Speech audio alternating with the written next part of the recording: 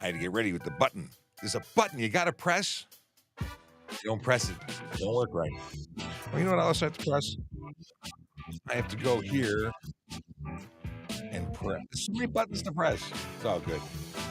I can be a button presser sometimes. Let's see here. X. I forgot my work phone at home, so I have to do this like this. All manual, like with a real computer. Who'd have thunk? There we go. I retweeted it. I've already explained why I got to retweet things. And now I got to press the go live button because the lag on Instagram is real. How's it going, everybody? I am glad you're here because this is the last show for a little while. I'm gone for the next 2 days, and that is a work week for me. I'm taking a couple of days off because I'm doing something secret special. I'm going to take you along for the ride as much as I can, but I'm not going to be in the office. And then I'm not here next week, so I'm on annual leave for the last time.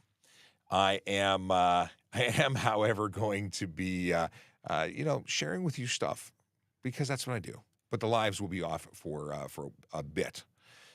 We have moderator in the house, but not Star Wars Cop because he's playing with horses. Don't ask. I'd share with you the graphic I sent him earlier. Nothing dirty, but I can't share it with you because he hasn't reviewed it and approved it yet. So, things we're working on, lots of exciting projects. It's nice to have him in the office. If I've been having fun laughing with him, it's because he's fun to laugh with. He's a good guy. Now, let's talk about a couple of things we got to talk about. First things first, it's going to be Vision Zero Enforcement Team because I always talk about that. It's one of those things. I got to check it off my list. It's important stuff. It really is. If we're talking about Vision Zero, you have to understand what that means. People have often made fun of it and said that it's unrealistic, a goal to have. And what is it? It means we want to have zero serious injury and zero death on our roads. It's a good goal, isn't it? You wouldn't want to have any, especially if it was your friends and family that were going to be the people making up the statistics. I don't mean making it up in their head. I mean being hurt. If it was how many people was acceptable on our roads, because I hear it all the time. Oh, that's not that many for a city of your size. We lost 45 people in 2023 to vehicle collisions. 45 families impacted. Well, more than one from one family. So, it may have been less than 45 families. No, it affects entire communities. So we know that the work we're doing and the goals we have are important. And we get there with changing driver behavior, which is what the Vision Zero Enforcement Team does. They look for those who are speeding, aggressive driving, distracted driving, and impaired driving because it's those behaviors we know lead to serious injury and death on our roads. It's as simple as that. If we all behaved, if we all did the right thing when we were driving, we'd all be safer. And yet people still make really, really bad decisions. Doesn't matter whether you're walking, riding, or driving. Traffic safety, it's a shared responsibility. And that statement right there drives people wild. How dare you say I have the same amount of responsibility when walking across the street as the driver transporting himself through space and time in a vehicle of mass and weight and energy and speed. And we all have a part to play. Looking both ways before you cross the street, it's kind of important. Riding appropriately, stopping for stop signs, that's important. Wearing a helmet, that's important. Driving appropriately, also incredibly important. Everyone has a role to play. Not the same level of responsibility, but there is still responsibility. Today, the fine folks from the Vision Zero Enforcement Team are focused on Vision Zero in 31 Division and 42 Division. Black Creek, Humbermead, Downsview, Humber Summit, Malvern, Agincourt, Milliken, Rouge, Scarborough, neighborhoods where real people live, work, and play and deserve to be safe. That's the deal. Everyone, my family, your friends and family, when they're out on the road, deserve to be safe. Let's all work towards that. Now, if you're watching, you're probably watching on one of these platforms. We're currently broadcasting on TikTok, YouTube, Twitch, LinkedIn, Facebook, Instagram, Kick, and, of course, X. And if you are watching on X, know that you can actually ask us questions. Click into the video and then chat with us within the chat as opposed to trying to add comments to the post because that doesn't work. We don't see that in the live. But we'd love to have you participate. And a couple of things at 10:35, we're going to be joined by Jerry Agar. If you'd like to join in with the live, be on the air asking questions or texting your questions in so he reads them and we talk about it. Be sure to call 416-872-1010 or dial 71010 or text 71010 to send your text. Yeah. More on that at 10:30. We'll talk about it very shortly. Well, this one, I got to press this button, and I want to tell you that we are also downloading and then uploading this video, the live stream, into the podcast universe. So if you're on Spotify and you want to listen to us there on your home speaker or on your device, you can do that. If you want to listen to it on Apple Podcasts, iHeart Podcasts, or a plethora of other platforms that carry podcasts, yeah, you can do that. And when you're doing it while you're driving, you're listening to the audio-only version, you're not breaking the law. And if you've synchronized before you hit the road, well, you are doing it smart because you're not burning your data either. Best of both worlds. Let's get into who is here and what we're talking about. Akela Draconis starts the day off with greetings and salutations, as he normally does. Good to see you, my friend. We have a Brandon. Not a Brandon, he's the Brandon. Good morning, Sean and Aaron, and all you amazing people. Let's have a fantastic, fun, safe day. I'm off with the Mustang for a trip. Another trip. You know what? It's hot out. Do you have good air conditioning, or are you riding a convertible? Because I was driving home last night, and it didn't feel like my air conditioning was doing very much. And I question whether or not that's an air conditioning problem or it's just so bloody hot that it doesn't matter what you got. Yeah, I no longer know because I don't know.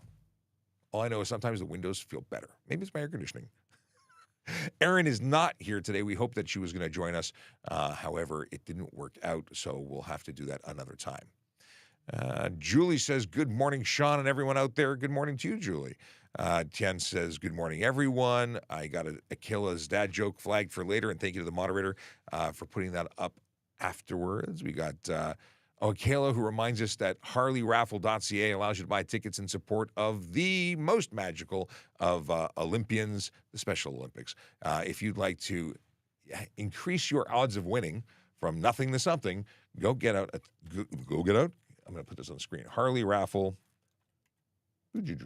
raffle.ca. It's hard to type over another computer. Let's put this on screen.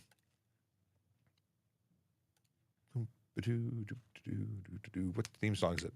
Is it The Odd Couple? It's like it's in my head right now. Okay, that would be the website. Buy one ticket for $20, 3 for $50, or 8 for $100, and you could be winning a 2023 Harley-Davidson Grand American Street Glide. It's a pretty bike. The draw is August 28th, 2024. I believe we do the draw right here at Traffic Services.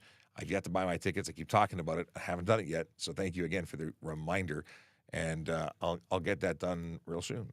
I got to drop $100 to do it every year, at least $100. I've spent a lot more and not won, so now I'm limiting myself to $100 to not win. I'm okay with it. A friend of mine did win one year. No one's jealous. No one's jealous. Ottawa, Canada. Shout out to Ottawa. What's going on? We've got Paul, who says, good morning, Sir Sean. I don't need the knighthood, but I appreciate it. How's it going, Paul? Evandro is here. He says, good morning, your Brazilian fan watching again. Penguin from Canada says, hello. And Go Get Back says, I have a question. Oddly enough, when you go and send me a message, that is how you send the question. So ask questions. That's sort of how we do this. CCAT wants to ask questions too. And you are asking questions in asking me if you can ask questions. Let's see here. We are going to, okay. I'm going to go and look at the stuff that the moderator has pinned for me, and then we'll get into whatever comes our way. All right.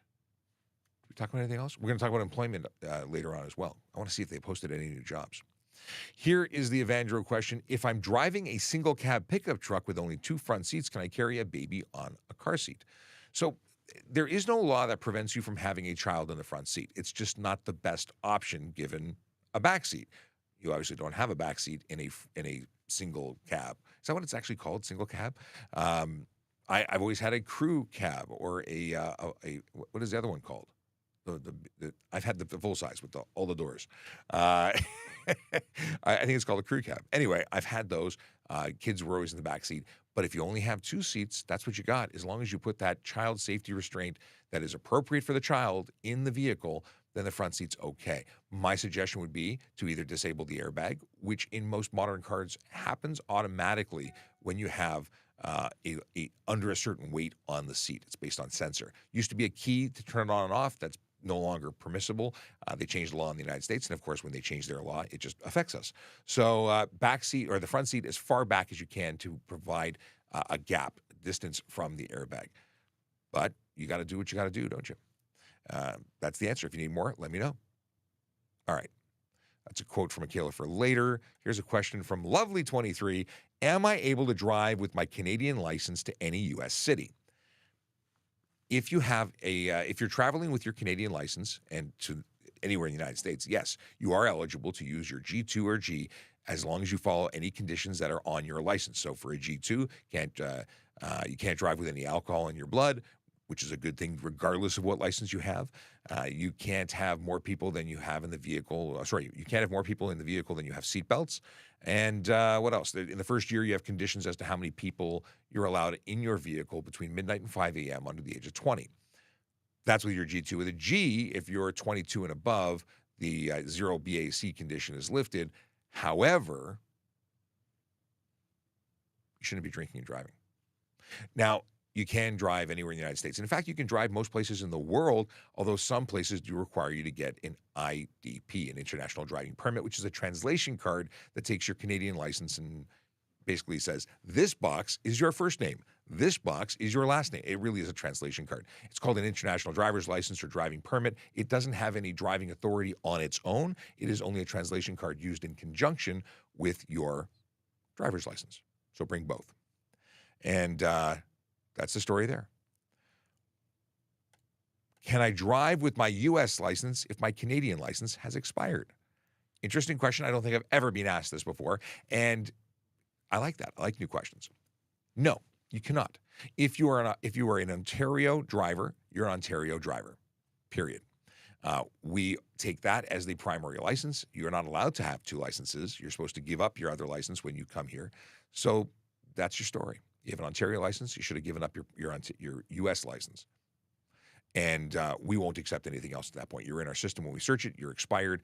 You no longer have a license. Thus, you'll be charged as driving without a license. Now, if you moved away, you moved back to the United States after living here, and thus you traded your Canadian license for an American license, and now you're visiting Ontario, that's different. As a visitor from the United States, you're entitled to drive here up to 6 months. If you are a new resident, having just moved back to Ontario, you're allowed to drive on your American license for up to 60 days. But your situation doesn't sound like that. So I need to know more to give you a definitive answer. And of course, the investigating officer is going to have lots of questions. But if they see that Ontario license, you better have good answers. All right. I need a sip of water, and then we'll get on to Nair's question. Can I have different colored fog lights in Ontario? What color do you want? Because different color has to be one of 2. You can either have white or yellow. Those are the only 2 colors you can project forward from a motor vehicle in the province of Ontario. People want to get orange, blue, green, turquoise. No. Yellow or white. That's it. Some people would say that amber is an orangey yellow, so orange might not be that off, maybe falling into the category. But you certainly can't have blue, red, green, or anything else. All right. What's this question here?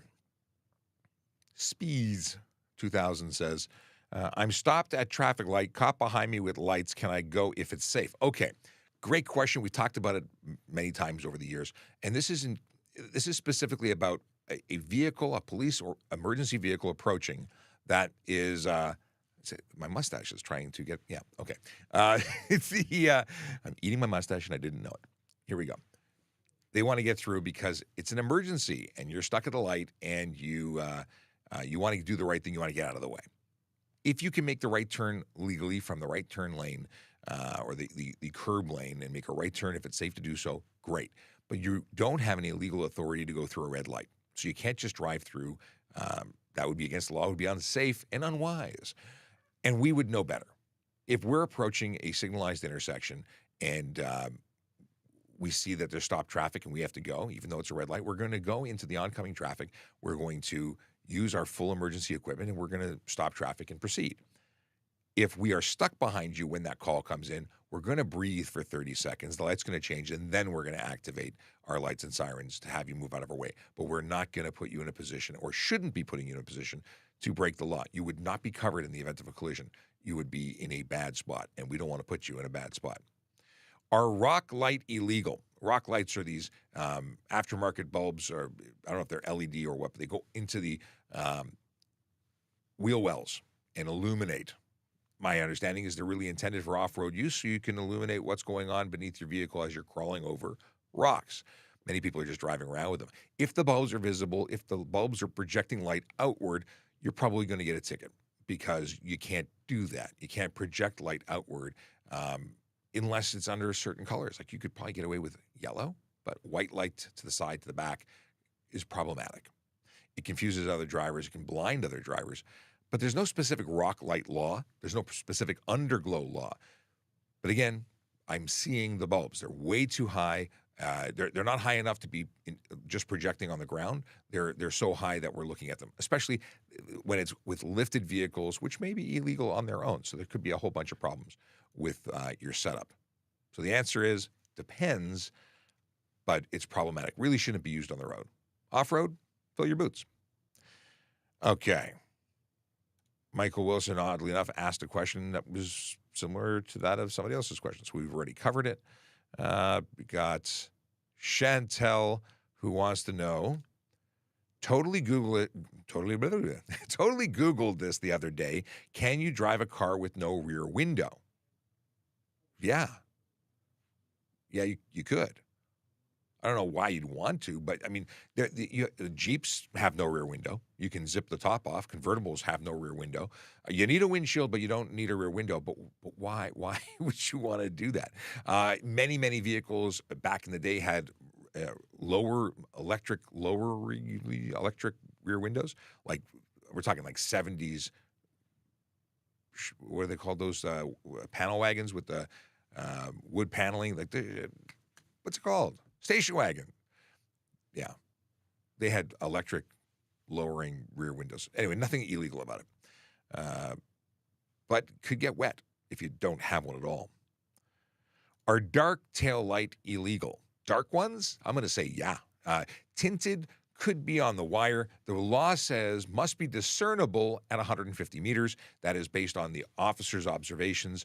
You have to be able to see that the lights are on versus off, and when the taillights, when the brakes are depressed, you must be able to see and discern between the two stages of the light, because lights are on and then brake lights are brighter. If we can't make that out, or if it's simply too dark, that is absolutely illegal, and we're going to lay charges. Let's see here. Can I use my Ghanaian license when I come to Toronto for a vacation to drive? I want to say yes. I would double check. Ghana may or may not be included in one of the countries. It depends on what the laws are. Most countries are accepted. If you go to ASKaTrafficCop.ca, you can actually check this out, because there's a list of countries that are accepted for both trade if you move here and visiting. But most countries are covered when visiting. And you specified vacation, so it should be good. But I want you to double check, because I want to make sure you don't get in trouble. If you want to message me by going into TrafficCop.ca, there's a button that says send me a message. You can send me a message. I will respond to you, because I will help you with the legwork on that if you're having any difficulty. But yeah, I definitely want to get you make sure you get the best answer. Basharat Ali, police officer from Punjab, Pakistan, says, good morning, Sir Sean. Today's message, no safety, no safety, no pain. Oh, if you have no safety, no pain. No safety, no pain. Stay blessed. I like that a lot. It took me like a couple of seconds to have it all sink in, but I like your message, Bashrat, as per usual. Hope you're having a safe and wonderful day. Where are you at? Oddly enough, for anyone watching, if you didn't know, he's a traffic officer in Punjab, Pakistan. Okay, what we got here? We got David Rush.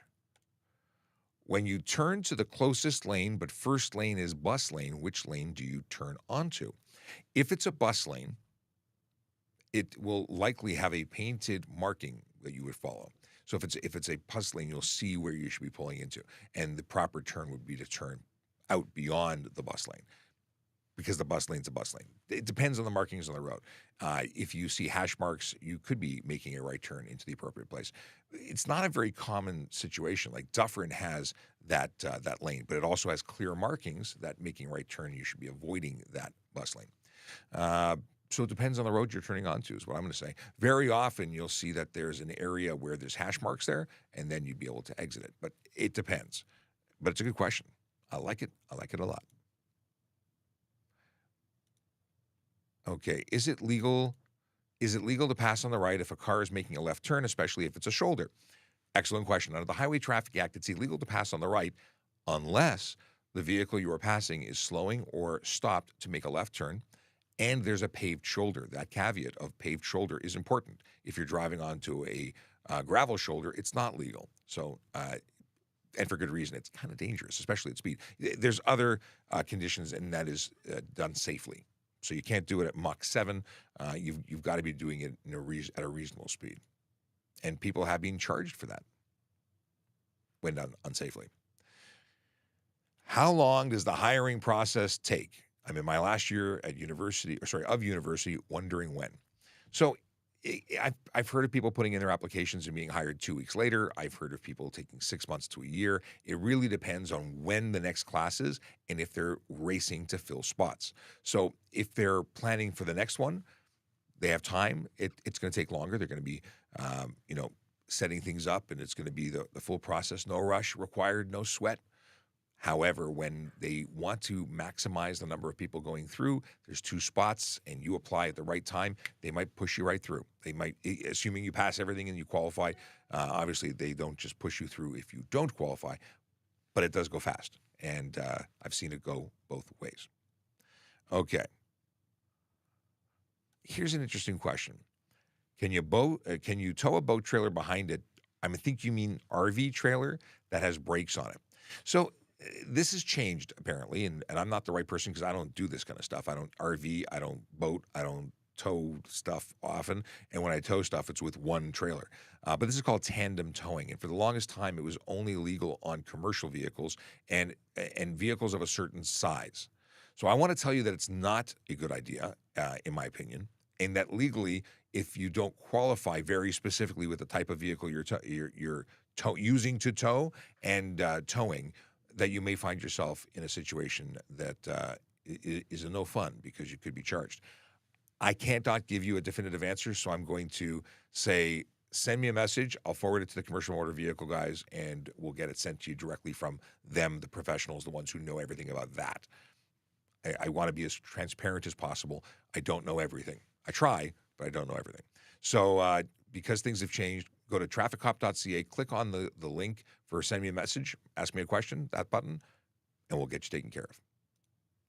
All right. Here is, this is Chacha Charna, who wants to know if we can use AirPods during driving for calls. Well, the answer is simple. Yes, you can.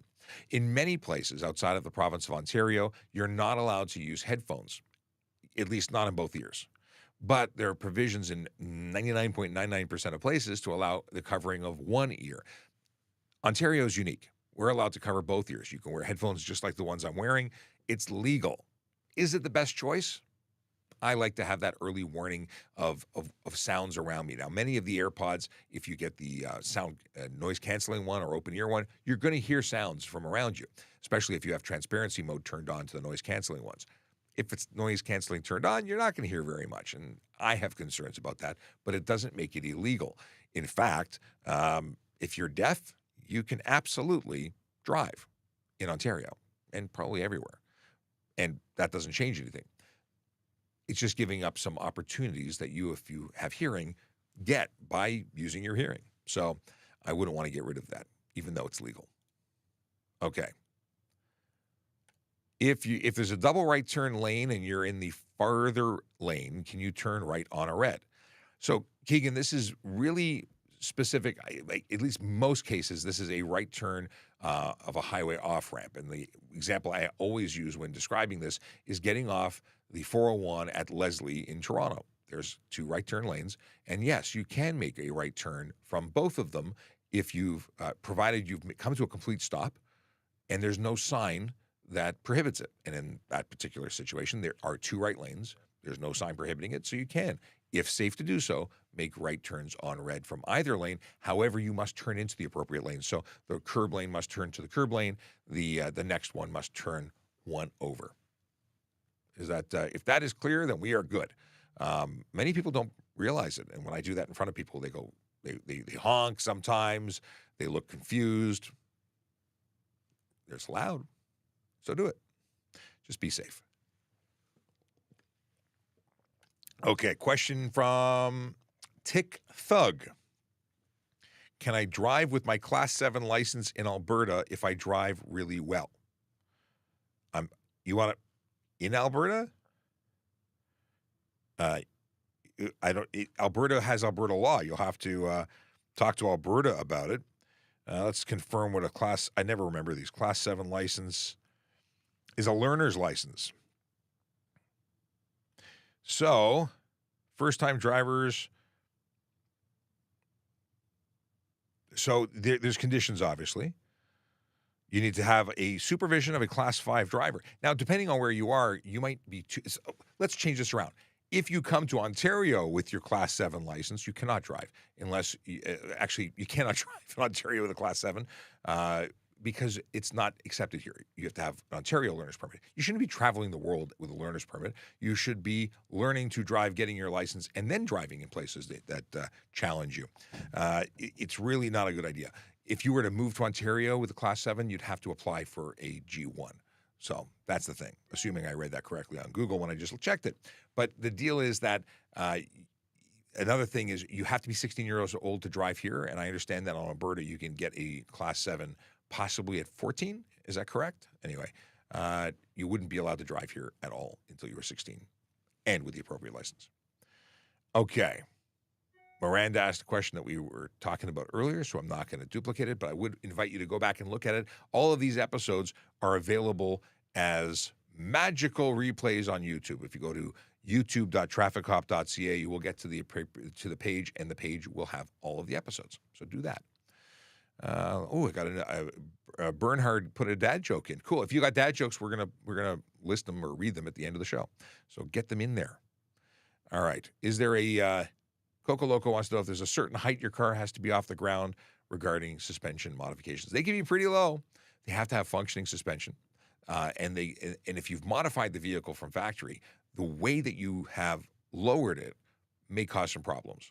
If your vehicle, when lock-to-lock turning or with the compression of your suspension, causes the tire to make contact with the body or the frame or any components, that vehicle will be instantly considered unsafe for the road. We're going to seize your license plates, and you're going to be getting towed. But in terms of a specific distance off the ground, there are other provisions under the HTA's, it's a document that the HTA references, which is the Light Truck and Passenger Vehicle Inspection Guide, which actually talks about the distance from the center of your headlights to the ground. So if it's too low, it's not safe either. But that's a separate thing and not generally what the average officer is looking for. They're looking for what makes it unsafe there. I got to say, though, if you're really worried about too low, have you seen vehicles that have been lowered trying to get up simple driveways, like having to slow down, do 45-degree angles, and then have, they're teetering because, they look silly. There's a certain point where it's just silly. But anyway, let's see here. We got Reem Lozon, who wants to ask a question. Okay, here we go. I lost my front plate. Or if I lost my front plate, do I have to replace it, or is it okay to drive without it? You must absolutely replace it. Not only do you have to replace it, you need to file a report with the police for having lost it, because somebody is likely using your plate to use the 407, to park places, to get all sorts of goodies I can't even imagine. But you need to make a report, and you need to then take that report to the Ministry of Transportation and file it as lost and get new plates. Aside from all of that, you will get a ticket for driving with one license plate in the province of Ontario. So aside from all the other potential, the $110 ticket every time you're stopped is suboptimal at best. I like suboptimal as a thing to say, not as a thing to experience. Okay, we got News Talk 1010 who just jumped in. Let's say hello. Why can't I put you in the... I'm clicking. There we go. News Talk 1010. Can you hear me? I can. I assume you can hear me? I can, loud and clear. Excellent. I will be up in about 2.5 minutes here. Sounds good. If you can send me a private chat message when you got 30 seconds or pop in and say 30 seconds, either whatever works for you, that would be wonderful. Okay, will do. I'll text you on the board. Thank you so much. All right, we'll leave them there. Hopefully they'll leave us on mute, and we will continue with questions. But what I'm going to do right now is throw the... I was going to say I'd throw it up, but apparently that's, Jerry Agar will be joining us in about 2.5 minutes, and we'll be joining him on the air live. 416-872-1010 and text 71010 are the ways you can ask questions through Jerry, where he will ask on your behalf, and we will discuss stuff and things.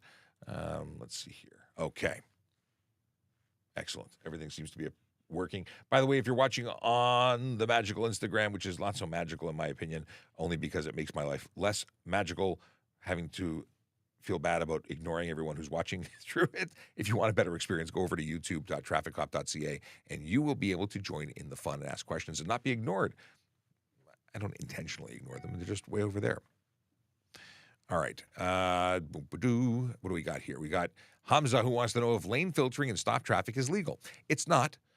There used to be a great charge that was actually revoked called failed to drive and mark lane, and that would have been what I would opt for a lot of the time. But really, careless driving is an absolute perfect charge for that. Stunt driving at speed would be perfect for that. Dangerous driving, if it's combined with a whole bunch of other elements, would be appropriate. So no, it's not legal. I get it. I get the tempting part of it because you're in traffic and, oh, look, there's a space I can fit into.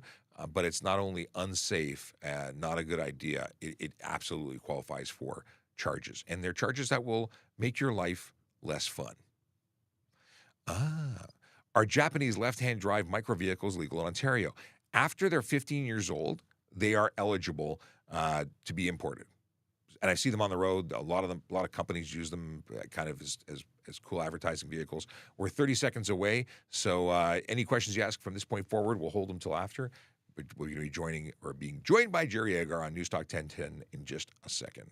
So yeah, left-hand drive micro vehicles, very cool. I don't think I'd fit into any of those. Just saying. Wonder what we're going to talk about today. Definitely call if you got an opportunity, because talking on the radio is neat. On the go, take News Talk 1010 Toronto with you. Download, listen, and learn through the iHeartRadio app. Now back to Jerry Agar. Good to have you along, and we're joining the TikTok traffic cop, Sean Shapiro. He is giving you traffic information on TikTok at Traffic Services on a regular basis, and we dip in once in a while. Sean Shapiro, good morning. Good morning, Jerry. Good to be back. All right, a couple of questions that are sent in here by text in a moment, but here are the numbers: 416-872-1010, 872-1010, toll free 877-518-5151, 518-5151. And at 71010, Paula asks, what's the law on pickup trucks and Jeeps with oversized tires sticking out beyond the fender? So you have to have mud flaps or fenders on those vehicles, and having those protruding tires is technically illegal, although it's not something that we really hunker down and stop everybody for. Although I'd love to see more enforcement done on it. It's just not high enough on our priority. We focus on those speeders, aggressive drivers, distracted drivers, and impaired drivers. But it's absolutely legal. And I'm pretty sure we've had some ex-cops call into the show asking why we're not doing more to enforce that. Yeah, and the reason for the illegality is the part that is sticking out uncovered can throw stuff up at the vehicles behind. That is one of the major reasons. It creates the rooster tail with debris and water causing visibility issues. But something else that many people don't consider is when they're driving close by to pedestrians, there's a potential to catch a pedestrian with either clothing or and pull them under the tire. This is an interesting question that was sent in. I've never seen this before. Is there a way to signal a police cruiser in front of me that there's trouble behind me? There's nothing specific. I mean, honking the horn profusely is going to do some attention getting, but there's no signal that would be obvious. 911 is your best option with your cell phone if you have a problem, and letting the dispatcher know the number of the vehicle in front of them so they could dispatch and let them know how close they are to you. Here is Adam on the 407. Hey, quick question. I saw a Sikh gentleman driving a motorcycle, not wearing a helmet. He had his turban on. I was wondering if there's religious exceptions for turban-wearing gentlemen in that case. There is. So in the province of Ontario, as well as a few other provinces in Canada, have determined that have made the rule or passed the rule that they have an exception for practicing Sikhs who are wearing turbans. Those are the only folks that have the exception in Ontario, and everyone else does have to wear a helmet. All right. You're here to explain the law. You're there to uphold the law. I make the political commentary. That was the dumbest decision they could have made. Why carve out an exemption for one religious group? They should have just dropped the helmet law, and then the rest of us could decide what to do. Then it would have been fair for everybody. And I say that, by the way, Sean Shapiro is saying, as a motorcycle rider, I don't agree with the law, but you're an idiot to ride without one. Yeah, I'm a big fan of helmets. Having been in a couple of collisions, one that took me off the road as a police officer. Helmets save lives and protect brains from severe injury. We don't recover well from brain injury, unfortunately. Here is Gary from Toronto. Go ahead. Yeah, one quick question I want to ask Shapiro there is that why do not the police and the OPP use more unmarked cars, like completely just unmarked? Because they would catch a lot of people doing a lot of wrong things because their cars are so obvious. And even the ones that are faded out with the numbers, like use a complete, marked car that's completely not marked at all and just use their scanners in the car. I got to tell you that we have both in Toronto. And while we do catch certain offenses really, really well with unmarked, like cell phones and whatnot, generally speaking, violators don't pay a lot of attention to marked or unmarked because we catch everybody all the time. We just have certain offenses that do really well with unmarked. And the public doesn't necessarily like the idea of the gotcha car, the car that sneaks up to catch you, even though a violator is a violator and they shouldn't be breaking the law. I always find that entertaining. Well, that's not fair. You know what's fair? Follow the law. That's what's fair. 100%. Yeah, here is Marcus on the DVP. Hey, I have maybe a silly question, but I'm just if I'm allowed to use the commuter lane or like the HOV lane if I have my dog or dogs in the car as opposed to other human beings. Sadly, fur babies don't count. Children do, though, if you decide to find any of those. The people only, humans only. And a lot of people think that it has to be people who have jobs. It's not just a commuter lane for those that are employed. It's humans. Fantastic. Thank you. All right. Thank you very much. Can you drink a non-alcoholic beer while driving or a 0.1% beer? So I don't know why this is such a popular question. Recently, I've been getting this a lot on TikTok. But technically, if it's not if it's not classified as an alcoholic beverage, it's not regulated. Now, would that mean that you'd have alcohol in your system? And if you had a license, like a learner's permit that said 0 alcohol, you could blow more than 0, and you could lose your license on a spot check or a stop, because that's one of the consequences, the condition that says absolutely 0. But it's not considered an alcoholic beverage. It wouldn't be regulated. And the average person who has a G license and is 22 wouldn't have an issue at all with this. Now, I would say that if you're driving with something that looks like a beer, you're probably going to be pulled over and investigated at the very least. Yeah, but then they'll know it's not a beer, and away you go. And 100%. Everybody's wasted their time. Somebody heard us talking about motorcycles. Can motorcycles ride on the dotted line between cars? I think I can answer that one. Do you want me to go ahead? Go for it. No. It's a simple one, right? I get the attraction to being able to get through those small spaces that motorcycles can fit through. But even in places like California where it's legal, the California Highway Patrol says on their website it's extremely dangerous and to use caution. And here we say don't do it at all, because we've seen what drivers do. They zig, they zag, they're on their phone. It's really dangerous to everyone involved. And we've seen fatalities where motorcycles are traveling between vehicles, a pedestrian steps out and gets killed. Yeah, and bicycles shouldn't be doing it either on the city streets. Absolutely. Andrew in Scarborough. Hey, how are you? Thanks for taking my call. this is a confusing one. So with the new bus lanes, designated bus lanes, I'm talking specifically on Kennedy. If you're going north, you turn onto Ellesmere. There's a bus lane there. If I'm turning right off of Kennedy, I have to get to the bus lane to turn. Do I turn into the bus lane when I'm turning right, or do I turn into the live lane? So I'm not familiar with that particular intersection. I can't visualize it. Is there no painted line that shows you a carved area to travel on? Because most intersections that have diamond multi-use lanes will have a painted curved corner that suggests that you should avoid that lane and turn into the live lane.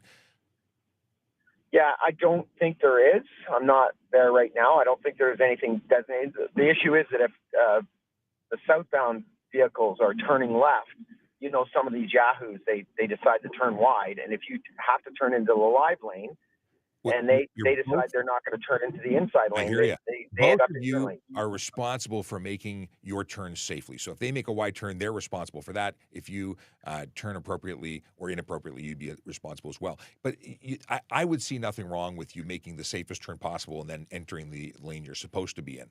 I don't think that an officer would criticize you for that, even if it's not 100% the way it was intended. The curb lane is what's taught and universally accepted. And if you were mistaken and moved over, I think you'd be okay.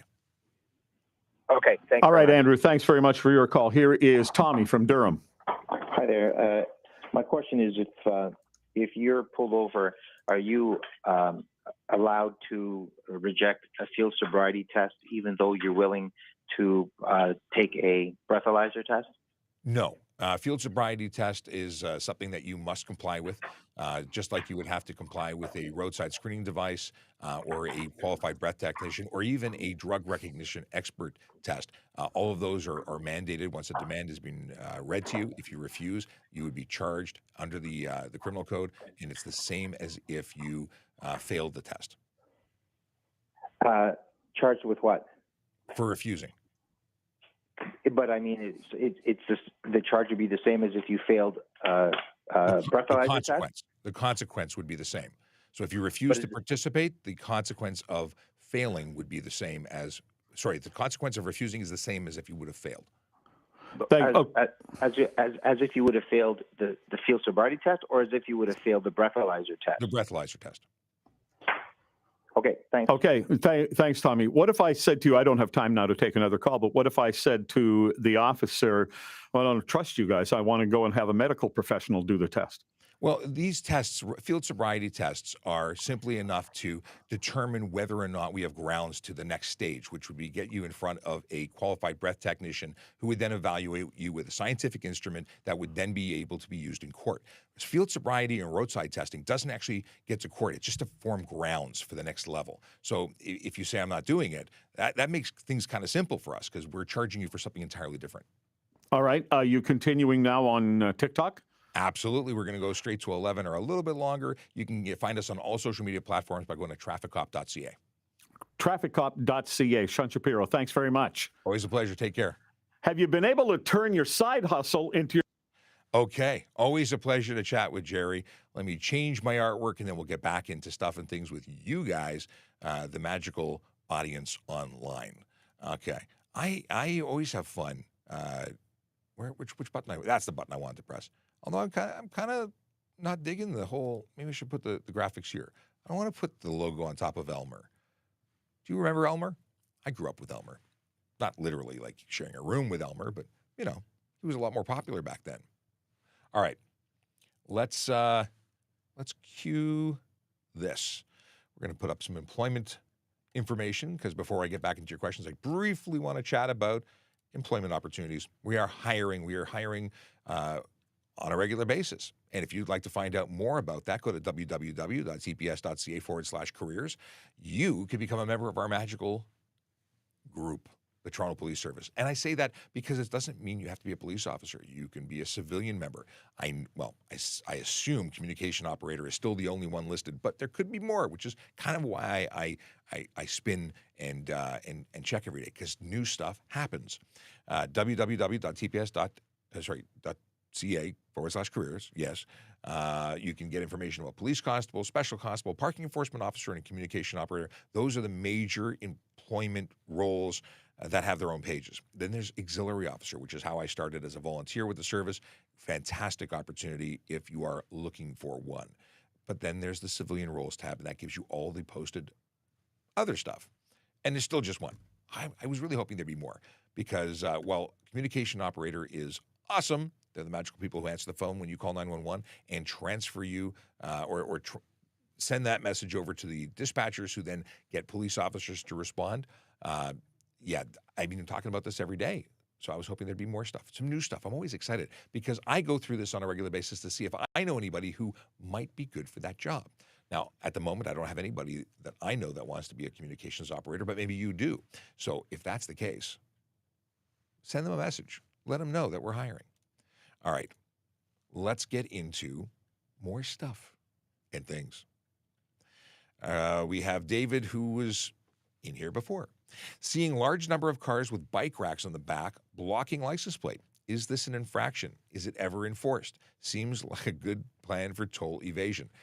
Well, on the 407, or the OPP absolutely will ticket you for that. They'll even ticket you for having a tailgate down on your pickup truck for that very purpose, blocking or obstructing your license plate from cameras.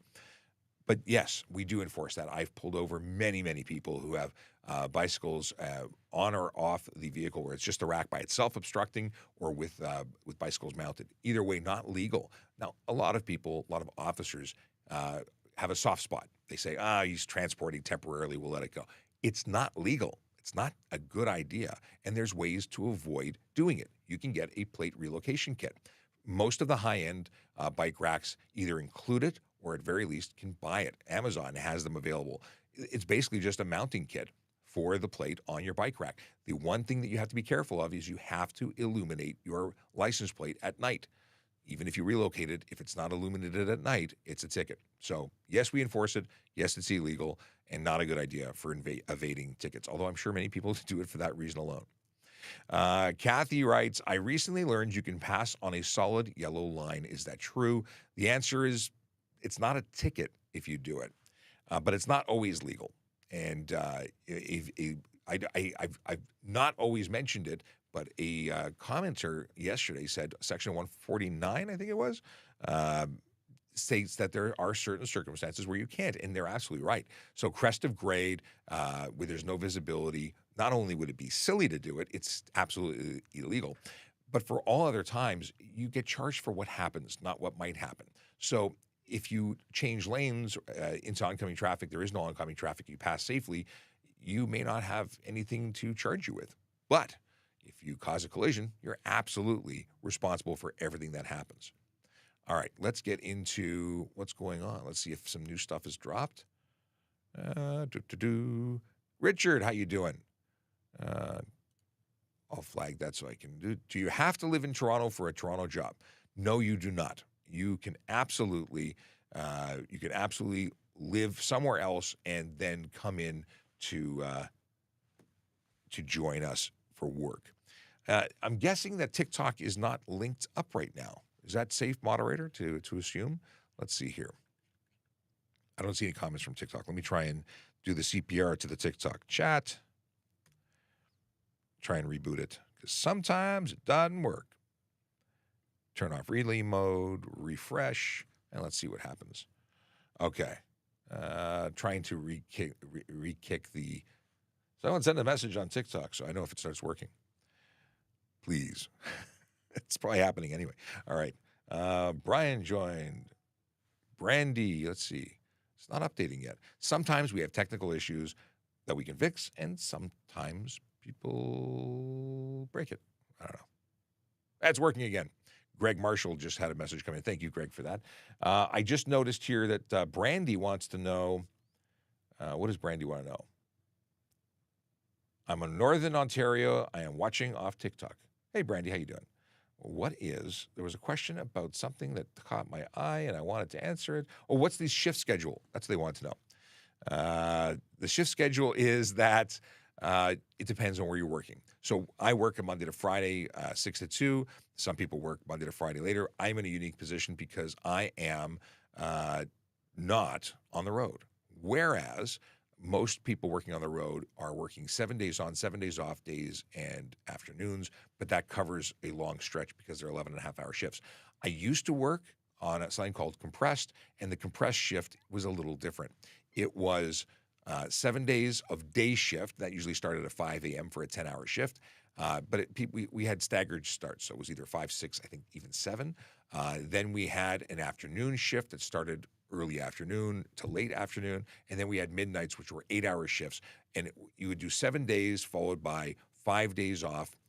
Then you would do 7 afternoons followed by 5 days off, and then 7 night shifts that were 8 hours followed by, I think, 3 days off or 4 days off. But the one day that you went off was your first day off.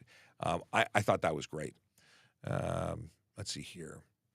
What's happening here? But that's the answer to that question. Okay, JT says, this is such a dope setup. I like it. This is a cool room. And it wasn't always like that. We used to be in an open-air office space with people walking by talking about what they're going to have lunch. Yeah, we've come a long, long way. Let's see here.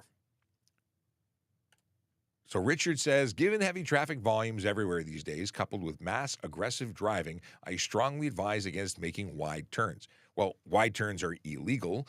The only people who can do it really are those big trucks that have no other way because they're giant articulated vehicles.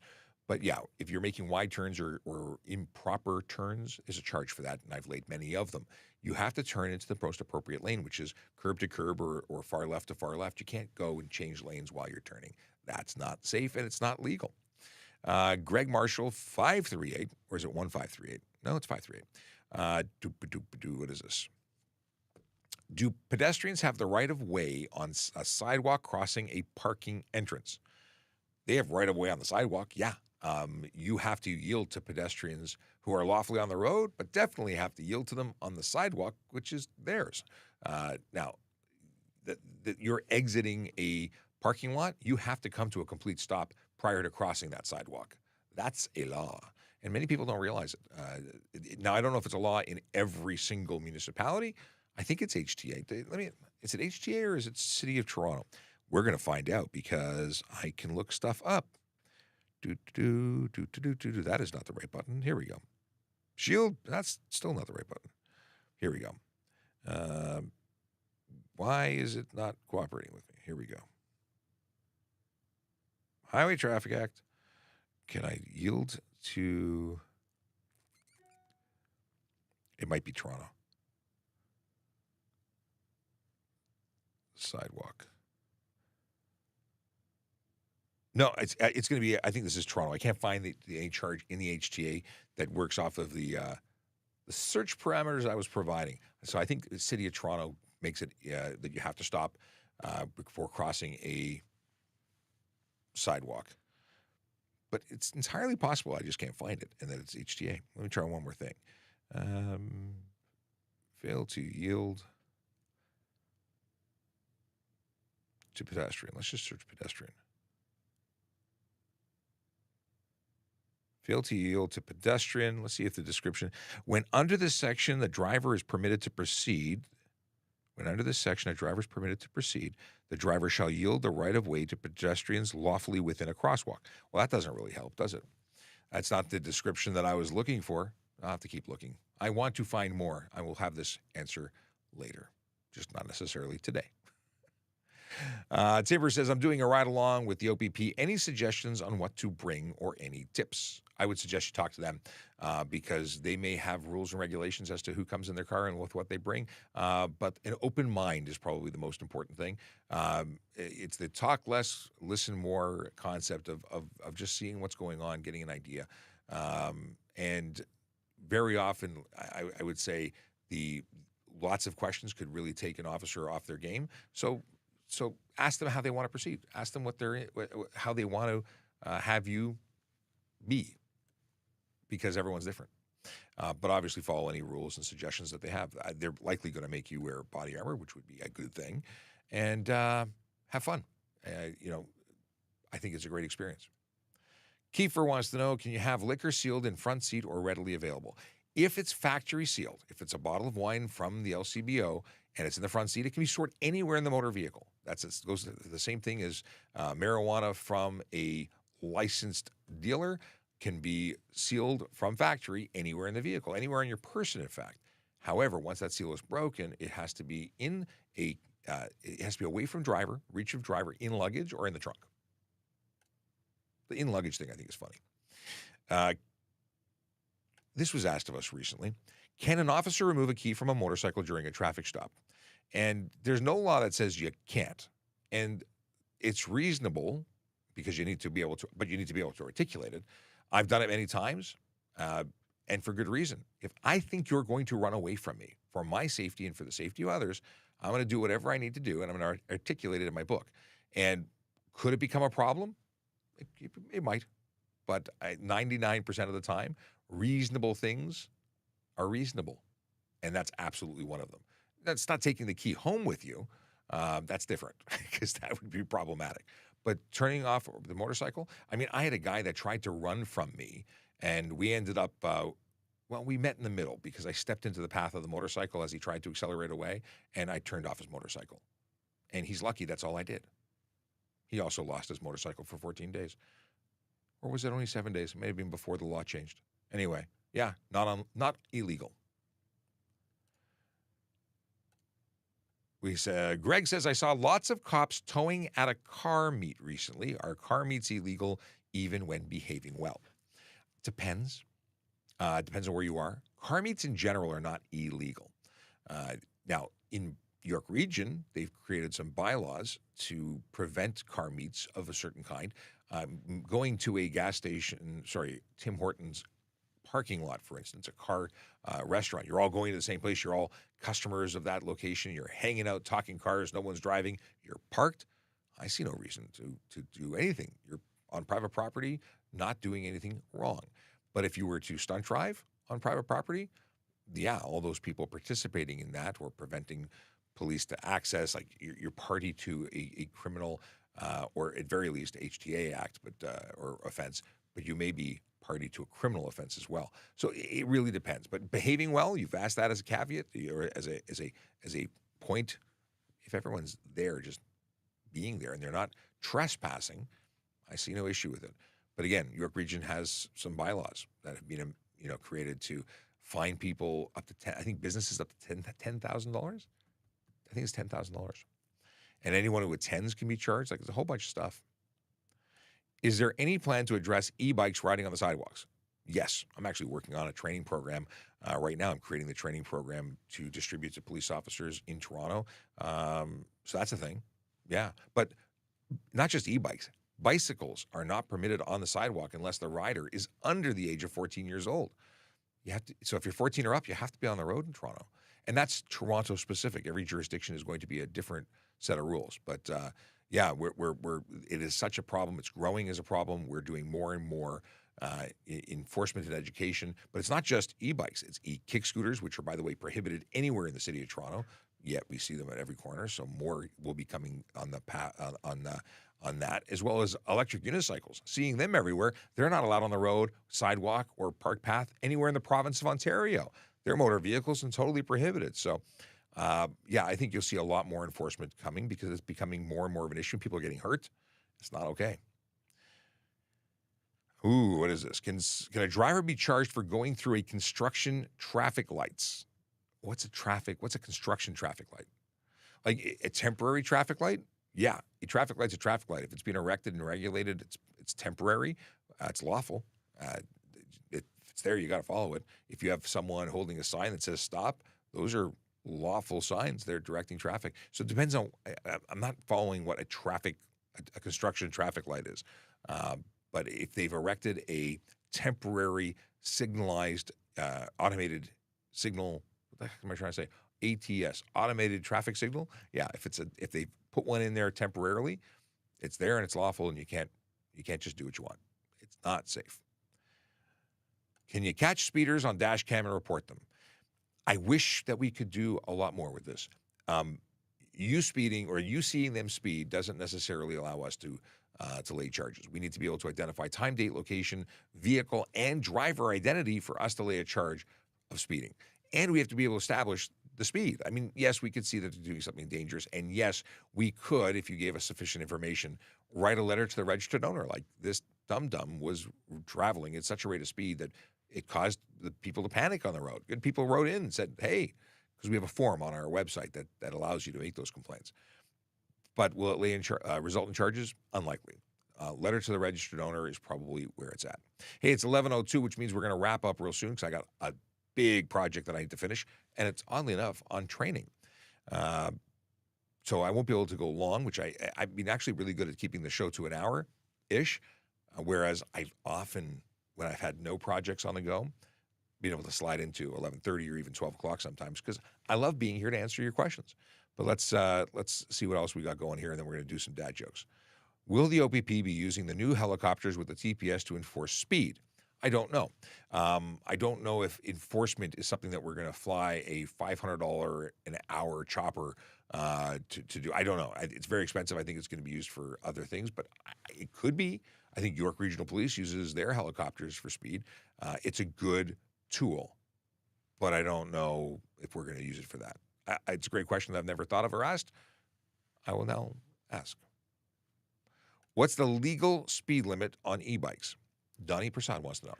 So under the provincial guidelines, under the HDA, in order for an electric motorcycle, which is what an e-bike is, in order for it to be legal for the road without license, ownership, and insurance, it cannot be capable of exceeding 32 kilometers an hour.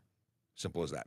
Cannot have a motor more powerful than 500 watts, cannot weigh more than 120 kilos, and must have functioning pedals. And I can tell you that a lot of the e-bikes on the road don't meet the e-bike requirements, making them motorcycles requiring license, ownership, and insurance. And if they don't qualify or cannot get that, they're not legal for the road. So they're motor vehicles that are being operated illegally, and we would charge them for everything under the sun. I'm seeing e-bikes doing 60, even 90 kilometers an hour. And it's not hard to modify e-bikes to go beyond what they're sold to be, or sold as to be legal. And people are getting big fines. Big. Yes. And I think that's just going to be something that we do more and more because people are abusing the law. Why? Like, they say, well, if I only do 32 kilometers an hour, even if I can do 80, isn't it legal? No. Harley Davidson makes an electric motorcycle. What if I just only use it in first gear? Isn't that legal? No. No. If you want a motorcycle, buy a motorcycle. Do it the right way.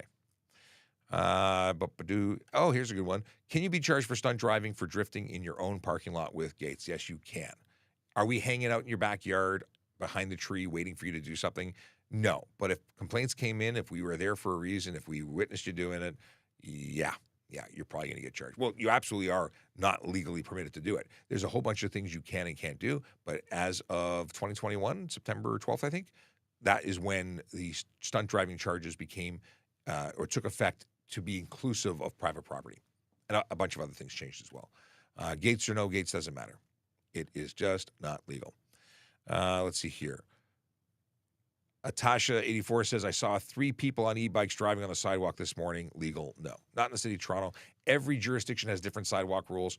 Toronto, the answer is absolutely not. You have to be under the age of 14 to drive on the sidewalk. Obviously, you need to be 16 years old to ride an e-bike in Ontario. Thus, the two can't coexist. You wouldn't be able to ride on the sidewalk legally. Now, York Region, they have different rules. I don't know what those are because they're bylaws that I don't look up in York because I don't need to know. But I appreciate the question. Let's get into some dad jokes because it's that time. Yes, it is. All right. Oh, by the way, hey, Emma, I just saw you in the comments. You know, it's funny. I have the wonderful benefit of having moderators. And as a result, I don't see all of the comments and questions once I get into this starred area. I don't know what to call it. The curated chat. I'm only seeing questions. But I appreciate y'all. If I haven't acknowledged you, it's because I didn't see you. But I'm so glad that you're here and being part of the community. By the way, community, if you want to join the chat, we have a Telegram group, and it's telegram.trafficcop.ca. We'll take you to the group to join. So come join us. All right. What do you call it when you fall asleep on the couch 30 minutes before bed? A napetizer. I like that. Appetizer, napetizer. I get it. It works for me. I like that. Dad joke. What's the opposite of a croissant? A happy uncle? Oh, a croissant. What's the opposite of a cross aunt? A happy uncle. I had to reread that one. I wanted to say croissant because I've been seeing all these TikToks about mispronunciation of croissant. Anyway, it's actually good. It deserves a different response, but because it didn't flow, Anyway, I'm giving it. The other one gets a thumbs up. That one's. Now we have a Star Wars dad joke. What is this? What was Admiral Akbar's favorite subject in school? Algebra? Am I mispronouncing? Am I seeing something wrong? Is there something there that I don't get it? Algebra? Is that okay? I don't get it. So only because I don't get it. I'll give a frustrated. What are they called? What are the little guys called? Not a Wookiee. Oh, come on. Yeah. Anyway, looking to the. By the way, shout out to Human Moves who says good morning. What is it called? Wookiee. No, Ewok. It was a frustrated Ewok. Okay. We got a joke from. No, we got a quote. We got two more jokes because Bernhard says, "Why don't traffic lights ever go swimming?" Because they take too long to change. I like that. I like that a lot, actually. That's especially, I like it when it's got a police or a traffic vibe to it. That's awesome. Why do seagulls live near the sea? Because if they live near the bay, they'd be bagels. I like that too. Bagels. It's very good. Okay, a quote from Michaela. If you paint in your mind a picture of bright and happy expectations, you put yourself into a condition conducive to your goal. Norman Vincent Peale? I don't know how to pronounce that last name. That's a good advice. That's the whole be positive. I like it. Positive is good. I am out of here. I got to go back to other stuff and things, but it's been a pleasure chatting with you today. I hope that you got value. If you don't already follow us, please do. Would like to be able to notify you when we go live again, which is not going to be for a week and a bit. I'm not here for the rest of this week. I am not here next week, but I will be sharing content while I'm off. And I hope to be able to share some cool stuff about what's going on for the next 3 days for me. But I can't share it until I know I can share it, and then I will share it. So follow and find out. Have a good one, everybody. Here's a recruiting video. Your future career starts with a vision. A vision of opportunities ahead, where you can see a path to a noble career, serving the city of Toronto.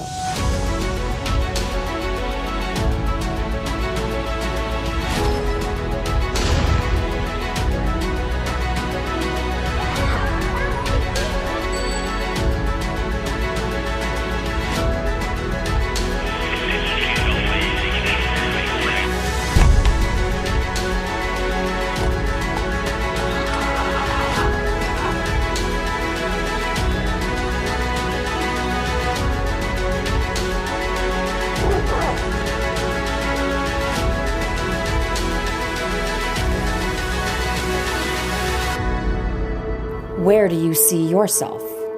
Toronto Police Service. Apply today. And I see that Star Wars cop just showed up. He says, I missed it. Are you going to join us and tell us what fun you were having? I did mention that you were off playing with horses. Are you mic'd up? Can I put you on screen? Yeah, I took a great selfie with the horse. You did? No, I can't even remember the horse's name. So, you forgot the horse's name? You're a horrible person. I can't believe you. Normandy. Let me you know, it's not good now. Nothing happened. I'm glad I put you on the spot. We hear you, though. Yeah, whatever. I'm trying to. Your sync is all messed up though. I was just signing off because I got to get back to video editing, but it's a thing. We're off the air for a little bit, and then Now you'll hear me. I hear you now. But are you synced up to the? No, you see your lips move, but then your audio comes in late. It's weird. I think that's just how it is for me in life. So if only I could control my thought process like that. Yeah. So that filter would it's kick actually in kind and of work for me. Oh, now it seems to be synced up. Maybe things have happened. There you go. Yeah, absolutely. Maybe it was just the still. reflection off my head. It was delaying That's things, what it was is. messing up signals here. So yeah, It's an anomaly. It's a spectral. I don't know what it is. It's something sci-fi. We're signing off. And we'll see. Well, y'all. I'll see you later, but I'll see everybody else in about a week.